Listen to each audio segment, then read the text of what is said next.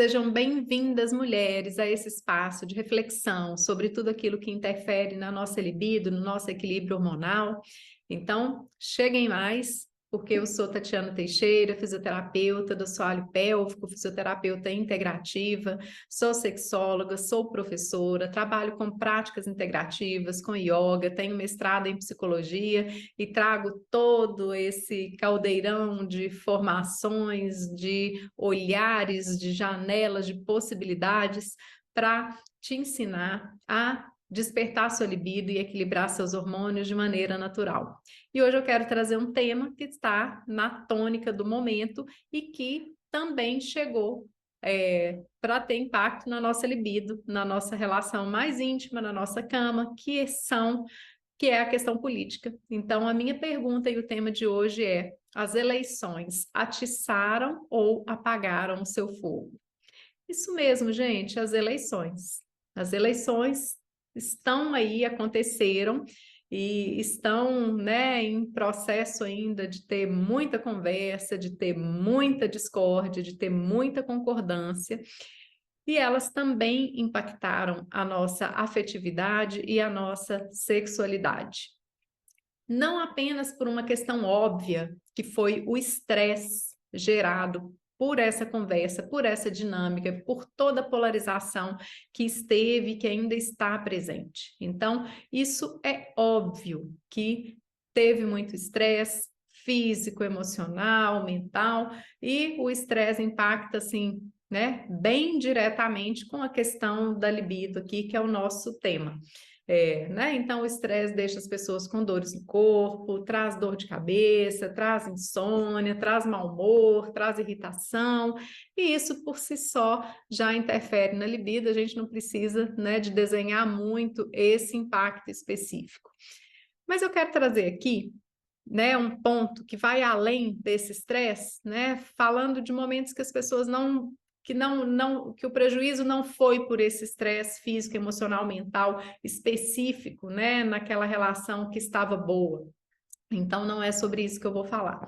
É uma oportunidade da gente enxergar mais uma vez, né, de eu trazer aqui para vocês evidências de que a libido não é só questão hormonal. A libido é permeada por tantos aspectos que a gente às vezes nem pensa que pode ter uma relação, como essa questão, né, da política. Vi isso aqui no meu consultório, de como isso afetou a libido de muitas mulheres de uma forma positiva. Para algumas isso melhorou, para outras, né, acabou de enterrar, de afundar essa libido. Eu tenho certeza que isso, né, não está restrito a esse espaço aqui, né, ao meu espaço de atendimento. Bom, entendemos aí que libido é permeada por outras questões e, nesse caso aqui, pela relação. Então, o que nós vamos entender nesse caso é que as relações interpessoais. Então, nós vimos a nossa relação familiar, as nossas relações de trabalho, né? Os famosos grupos de família sempre tem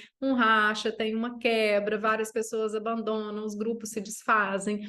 Grupos de amigos, grupos de colegas de trabalho, grupos de convivência de um mesmo setor, né? Uma mesma religião, sofreram esse impacto. E por que não, né? E como não a relação de casal, a relação entre parceiros? Os parceiros sentiram isso. Primeiro ponto aqui, em muitos casos, muitos, né, que as pessoas, que esses parceiros, quando eu falar homem ou mulher, também se aplica a um homoafetivo, tá? Mas quando casais aí tinham polarizações ou tinham opiniões ou opções políticas divergentes, opostas, isso trouxe uma queda em muitos desses casais. O que eu pude observar é que muitas vezes, né, o que aconteceu foi que essa questão política, ela serviu para afastar ou para dar um racha ou para evidenciar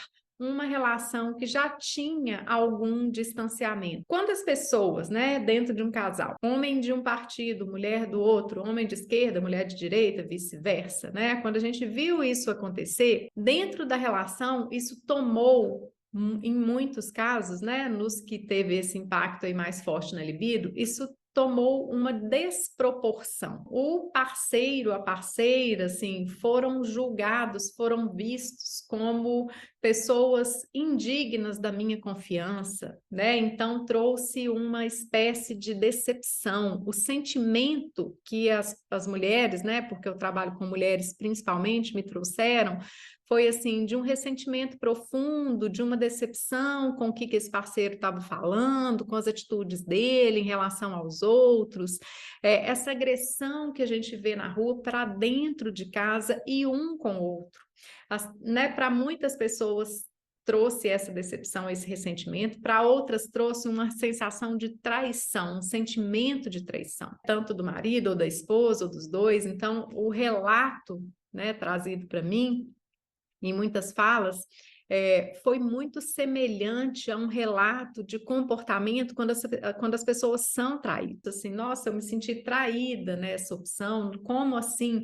Né? O mesmo como assim que as pessoas falam entre os amigos, né, ou entre conhecidos, ou entre o outro grupo, né? Como assim ele pode não ver? Como assim essas pessoas não enxergam isso? Foi trazido para dentro desse contexto íntimo, né? Como assim essa pessoa? Mas e como assim, Tatiana, essas pessoas, né, esses casais, eles estão polarizando aí, por que que isso impacta nesse momento na cama, né, na intimidade? Porque a gente leva tudo isso. E aí os relatos, gente, foi assim, né, interessante de ver dessa questão da traição, que foram relatos semelhantes, tipo assim, na hora que eu estava com ele, né, na hora que ele se aproximava, ou na hora que ela, né, que ele se aproximava, que ela me abordava, a sensação, eu tinha uma sensação de nojo, como assim essa pessoa me deu uma repulsa involuntária, me dava um nojo, me dava uma raiva, então me dava medo, porque de repente esse homem é um monstro, né? Ele tão agressivo, eu até fiquei com medo dele, da fala dele naquele momento. Isso quando não é essa sensação de medo, essa sensação como ele pode fazer isso. No momento que eu estava lá, me vinha a lembrança de que essa pessoa é monstruosa porque escolhe assim assado, ou porque é contra as mulheres, ou porque é contra a família. Do lado que a gente olhar, vai ter justificativa plausível, vai ter argumentação.